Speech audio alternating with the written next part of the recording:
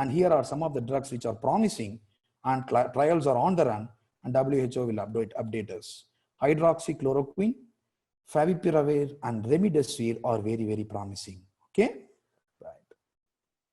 Now, is this such a pandemic? We are trying to get a vaccine, but till now, research is going on, and we are here to develop a vaccine against that. And trials are going on.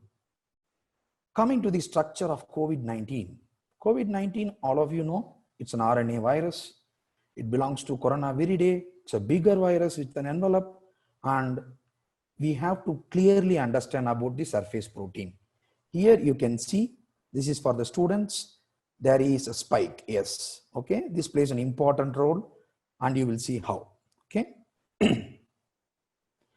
How does the SARS coronavirus 2, that is COVID-19 now, differs from SARS corona 1?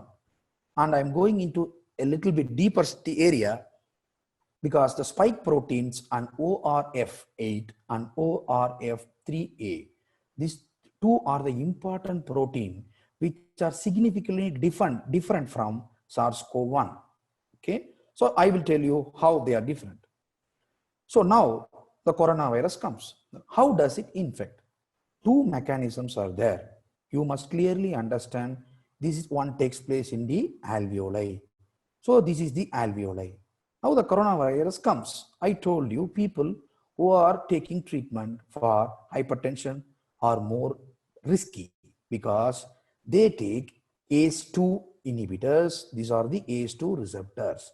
The drug which they are taking will form all types of receptors here for their action. But now this virus will utilize this receptor to get in. So that is the main drawback now. And you understand now why the old age people are more prone for getting with COVID-19 infection.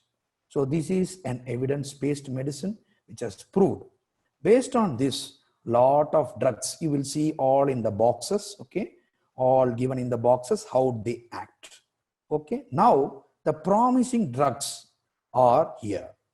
Hydroxychloroquine, now US is on hunt after this, and remdesivir and favipiravir are here. Because you know, I think most of the students would have studied about the virus-host interaction. When the virus comes in, it attaches with the receptor. Then it goes in, gets itself uncoated. Now the RNA gets released. This RNA is responsible for the further protein synthesis. Protein synthesis takes place in two important steps. One is translation, another one is transcription, another one is translation.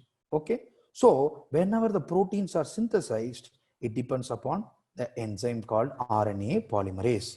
So this enzyme is inhibited by remdesivir and favipiravir. So the take home message will be, you need not remember about lot of drugs. You remember about the base, these two, remdesivir, favipiravir and lopinavir, because our Saudi government is promising this hydroxychloroquine, lopinavir and ritonavir, because these are all in the management part. Okay, then the virus gets coated again and all the virion will be released into the circulation.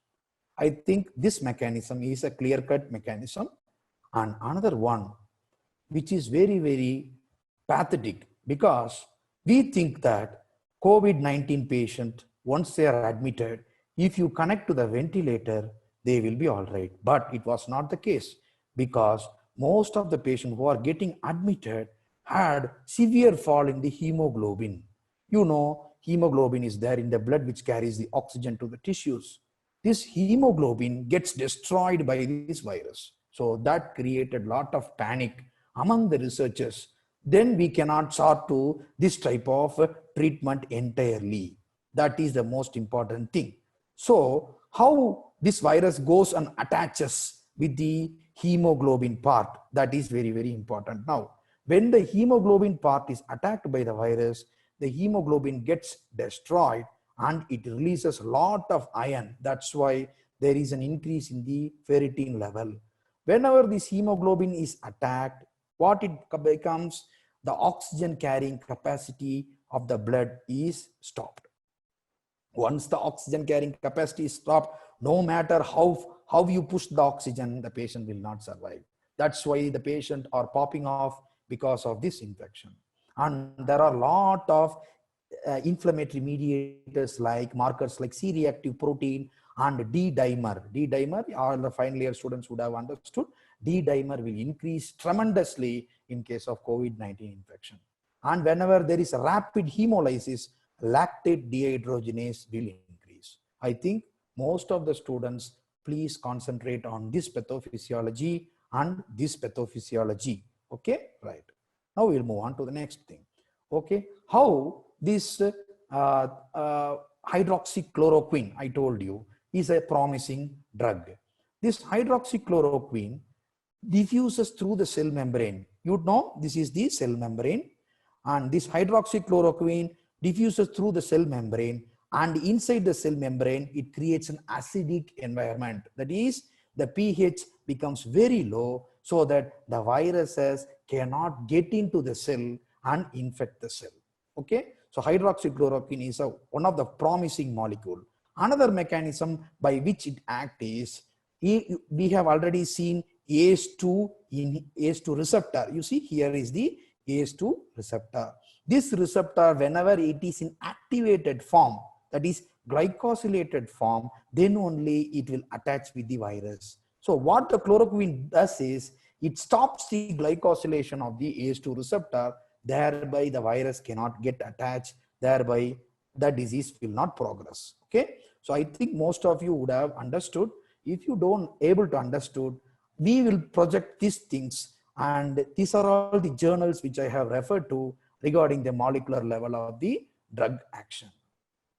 So how they studied all these things, because I have already told OR of 8, OR of 3A, because there are a lot of viral proteins on the coronavirus which has to be studied, and this is through conserved domain prediction, homology modeling, molecular docking. Though these terminologies are very, very difficult, but it is very, very simple, because you want to confirm how the proteins are related to each other. That's the main thing. Okay, next thing, coming to the OR of 8, how far it is significant, because OR of 8 is the main surface glycoprotein, and it combined with the iron part, that is porphyrin part, so that oxygen is not able to carry it on to the tissues.